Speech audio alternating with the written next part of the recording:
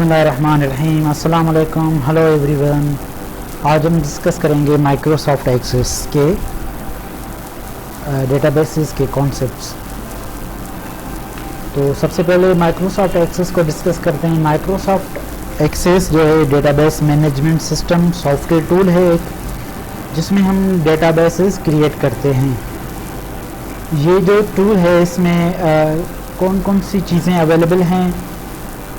एक तो इसमें GUI graphical user interface available है, जो कि हम आसानी से चीज़ों को बना सकते हैं। ठीक है, ग्राफिकल यूज़र इंटरफेस से इजीली हम इंटरेक्ट कर सकते हैं। दूसरा जो टूल है, इसमें different tools software development tools हैं, जैसे मॉड्यूल्स हैं, विजुअल बेसिक प्रोग्रामिंग है, मैक्रोज आप इसमें ऐड कर सकते हैं। ठीक है, तो ये सॉफ्टवेयर डेवलपमेंट टूल्स इसमें अवेलेबल हैं। और इसमें एक रिलेशनल जेट इंजन है। जेट इंजन एक डेटाबेस इंजन है, जिसमें डिफरेंट जो है माइक्रोसॉफ्ट के टूल्स बने हुए हैं। यानी कि ये एक सपोर्टेड एक टूल है जो कि डेटाबेसेस के लिए यूज़ होती है माइक्रोसॉफ्ट की तरफ से। अच्छा, माइक्रोसॉफ्ट एक्सेस ये एक DBMS है और इसको डिज़ाइन किया हुआ है स्मॉल एंटरप्राइज लेवल पर नहीं है, स्मॉल बिजनेसेस के लिए ये इसको डेवलप किया हुआ है। और सिर्फ सिंगल कंप्यूटर पे आप ये इंस्टॉल भी कर सकते हैं और वो जो आपने काम किया है वो आप शेयर भी कर सकते हैं। MDB इसका प्रीवियस एक्सटेंशन था। माइक्रोसॉफ्ट एक्सेस का अभी जितने भी वर्जन्स हैं उनका एक्सटेंशन है ACCDB। जो भी हम फाइल सेव करेंगे डेटाबेसेस के, उनका जो फाइल एक्सटेंशन होगा वो होगा ACCDB। ठीक है, फाइल एक्सटेंशन जो है एक फाइल की रिप्रेजेंटेशन होती है कि ये जो फाइल है किस सॉफ्टवेयर से रिलेटेड है। ठीक है, तो माइक्रोसॉफ्ट एक्सेस के जो भी फाइल होंगे उनका जो एक्सटेंशन होगा ACCDB होगा। ये MS एक्सेस एक माइक्रोसॉफ्ट ऑफिस सूट में एक पैकेज अवेलेबल है जो कि हर एक माइक्रोसॉफ्ट ऑफिस सूट में अवेलेबल होता है, वो आप इंस्टॉल कर सकते हैं। माइक्रोसॉफ्ट एक्सेस के कुछ ऑब्जेक्ट्स होते हैं, जैसे tables, queries, forms, reports, macro and modules. ये जो ऑब्जेक्ट्स या फिर टूल्स हैं, ये क्या करते हैं, ये हमारी हेल्प करते हैं डेटा इंफॉर्मेशन को ऑर्गेनाइज करने में और मैनेज करने में।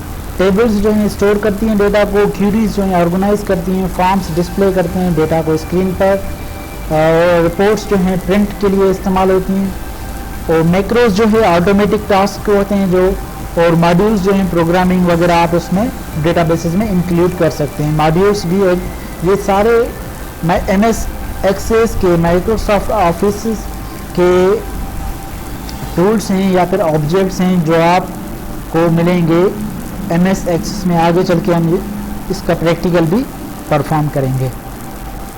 सबसे पहले आते हैं टेबल्स पे। टेबल जो है हमारी डेटा को स्टोर करती है, ठीक है, रोज़ और कॉलम्स में। इसमें आप different data types, numbers, currency, date, time, peoples, places, events भी आप डिफरेंट टाइप की डेटा आप स्टोर कर सकते हैं टेबल्स में। इसमें जो मेन कॉन्सेप्ट है वो है फील्ड। फील्ड क्या होती है, जो रिप्रेजेंट ये जो ईमेल मैंने रेड में मेंशन किया हुआ है, ये एक कॉलम है, इसको हम फील्ड कहते हैं।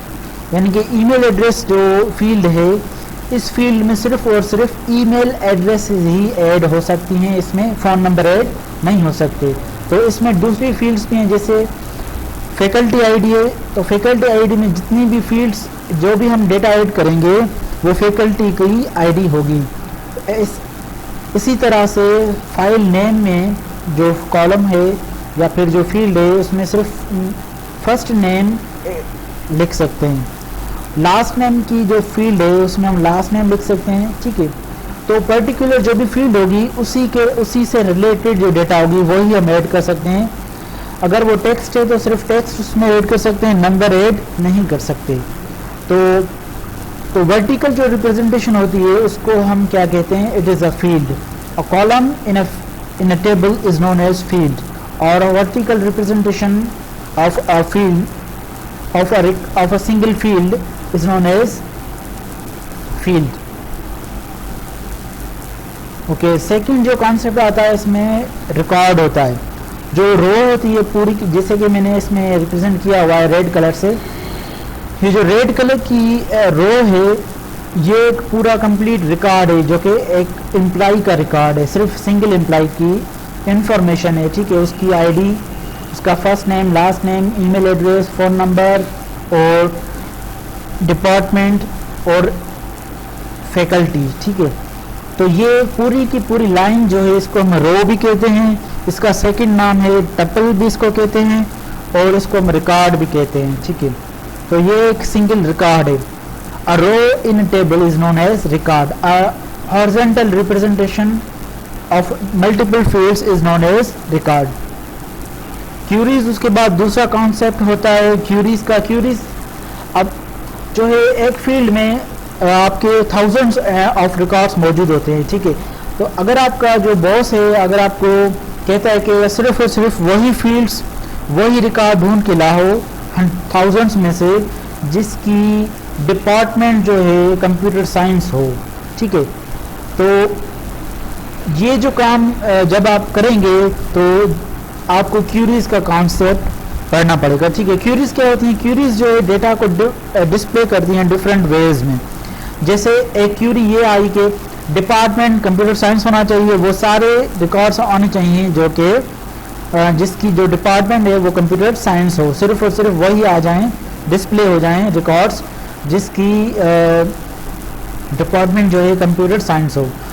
दूसरा जो काम क्यूरीज का होता है वो है तो सॉर्टिंग करना, यानी कि असेंडिंग या डिसेंडिंग ऑर्डर में या फिर अपनी मर्जी के साथ, जैसे डिपार्टमेंट वाइज जो है आपका रिकॉर्ड्स जो है डिपार्टमेंट वाइज जो है सर्च होने चाहिए या फिर लास्ट नेम से जो है सर्च होने चाहिए. ठीक है, तो सॉर्टिंग के लिए भी काम आती है क्यूरीज. और दूसरा आप क्यूरीज को MS एक्सेस में सेव भी कर सकते हैं और उसको बाद में एडिट भी कर सकते हैं, मॉडिफाई कर सकते हैं अपनी क्यूरी को. ठीक है, और इसमें क्यूरीज की हेल्प से हम डेटा को मॉडिफाई करते हैं, ऐड भी करते हैं. क्यूरीज की हेल्प से डेटा टेबल्स के अंदर रिकॉर्ड्स को डिलीट भी करते हैं क्यूरीज की हेल्प से, रिकॉर्ड्स को एडिट करते हैं क्यूरीज की हेल्प से. तो क्यूरी जो है मोस्ट इंपॉर्टेंट पार्ट होता है हमारा डेटाबेस में. जो भी काम करते हैं हम क्यूरीज की हेल्प से करते हैं. लेकिन माइक्रोसॉफ्ट एक्सेस में चूंकि ग्राफिकल यूजर इंटरफेस है तो हम जो है इसमें बटन्स की हेल्प से या फिर जो डिफरेंट ऑप्शंस होते हैं उनकी हेल्प से हम परफॉर्म कर सकते हैं. लेकिन हम क्यूरीज भी परफॉर्म कर सकते हैं. बेसिक जो कॉन्सेप्ट होता है क्यूरीज का वो हम डिस्प्ले करते हैं डेटा को डिफरेंट वेज में. ठीक है, सॉर्टिंग के लिए भी परफॉर्म कर सकते हैं, डेटा को मॉडिफाई भी कर सकते हैं, ऐड भी कर सकते हैं, क्यूरीज की हेल्प से डिलीट भी कर सकते हैं. जो उसके बाद कॉन्सेप्ट है फॉर्म्स का जो कि माइक्रोसॉफ्ट एक्सेस में, वो ये है कि माइक्रोसॉफ्ट MS एक्सेस में फॉर्म्स का जो कॉन्सेप्ट है वो है ग्राफिकल यूजर इंटरफेस. जो भी रिकॉर्ड्स जो हमने प्रीवियसली, जैसे हमने टेबल में ये जो रिकॉर्ड है काशिफ हुसैन या फिर साजिद अली खान, ये जो रिकॉर्ड पूरा एक रिकॉर्ड है वो आप एक फॉर्म की शक्ल में भी रख सकते हैं. यानी कि एक प्रॉपरली डिस्प्ले होता है ग्राफिकल यूजर इंटरफेस जिससे आप इंटरेक्ट कर सकें. एक ऐसा इंटरफेस होता है यानी कि फ्रेंडली इन्वायरमेंट प्रोवाइड करता है. फॉर्म्स जो है हमें फ्रेंडली इन्वायरमेंट प्रोवाइड करते हैं और हमें इजाज़त दे, ये हमें जो है डिस्प्ले करते हैं इंफॉर्मेशन को. अच्छा, फॉर्म्स में आप जितनी भी फील्ड्स हैं आप अपनी मर्जी के साथ रख सकते हैं डिफरेंट प्लेसेस पे. ज़रूरी नहीं है कि फर्स्ट नेम आप पहले रखें, लास्ट नेम बाद में रखें या फिर ईमेल एड्रेस थर्ड नंबर पे रखें. आप अपनी मर्जी से कस्टमाइज्ड फॉर्म भी बना सकते हैं जैसे आपको मर्जी, जैसे आपको इजी लगे, फ्रेंडली लगे, वो आप अपनी मर्जी से फॉर्म डिज़ाइन कर सकते हैं. और डिफरेंट फील्ड्स डिफरेंट टेबल्स से आप उठा के एक फॉर्म में रख सकते हैं. ठीक है, यानी कि एक टेबल की फील्ड्स भी आप रख सकते हैं, डिफरेंट मल्टीपल फील्ड्स भी आप रख सकते हैं टेबल्स की. तो दूसरा जो कॉन्सेप्ट है रिपोर्ट्स है. रिपोर्ट्स जो बेसिकली डेटा को रिप्रेजेंट करती हैं, रिप्रेजेंट करने के लिए काम आती हैं. आमतौर पे ये प्रिंटिंग के लिए काम आती हैं. ठीक है, जो रिपोर्ट फाइनल रिपोर्ट बनती है या फिर कस्टमर की जो इनवाइस होती है या फिर कस्टमर की इंफॉर्मेशन वगैरह. ठीक है, तो ये जो रिपोर्ट्स बनती हैं जो ये प्रिंटिंग के लिए काम आती हैं, या फिर ईमेल में आप अटैच कर पीडीएफ बना के उसका ईमेल में किसी को कस्टमर को सेंड कर सकते हैं। रिपोर्ट्स हम किसको सेंड करते हैं और क्यों करते हैं? रिपोर्ट्स हम ऐसे अफराद को सेंड करते हैं जिनके पास आपने जो डेटाबेस बनाया है एमएस एक्सेस में, उस डेटाबेस की जो है उसको वो जो पर्सन्स हैं या फिर वो जो बंदे हैं उनको इजाज़त नहीं है डेटाबेस की एक्सेस करने की, तो आप उनको सिर्फ और सिर्फ रिपोर्ट बना के देते हैं। मिसाल के तौर पे आप किसी भी शॉप पे गए, ठीक है, लेकिन उसके पास जो डेटाबेस इंस्टॉल हुआ है कंप्यूटर पे, सिर्फ और सिर्फ वही जो ऑनर ऑफ द शॉप होगा वो ही एक्सेस कर सकता है, लेकिन जो कस्टमर है वो उस डेटाबेस को एक्सेस नहीं कर सकता। तो वो क्या करेगा, रिपोर्ट बना के दे देगा कि भाई ये तुमने आइटम परचेज किए हैं, ये उनकी प्राइसेस है, और वो उसको प्रिंट निकाल के उसको स्लिप या फिर इनवाइस उसको पकड़ा देगा, ठीक है। तो रिपोर्ट्स जो है प्रिंट के लिए इस्तेमाल होती हैं और उन लोगों को दी जाती हैं who do not use databases, ठीक है, या फिर उन लोगों को दी जाती है जिनको इजाज़त नहीं होती आपके डेटाबेसेस की इस्तेमाल करने की, ठीक है। उसके बाद मॉड्यूल्स और मैक्रोज जो है ऑटोमेटिक रिपीटेटिव टास्क प्रोग्रामिंग के कोड होते हैं, आमतौर पे ये जो है प्रोफेशनल लेवल पे यूज़ होते हैं।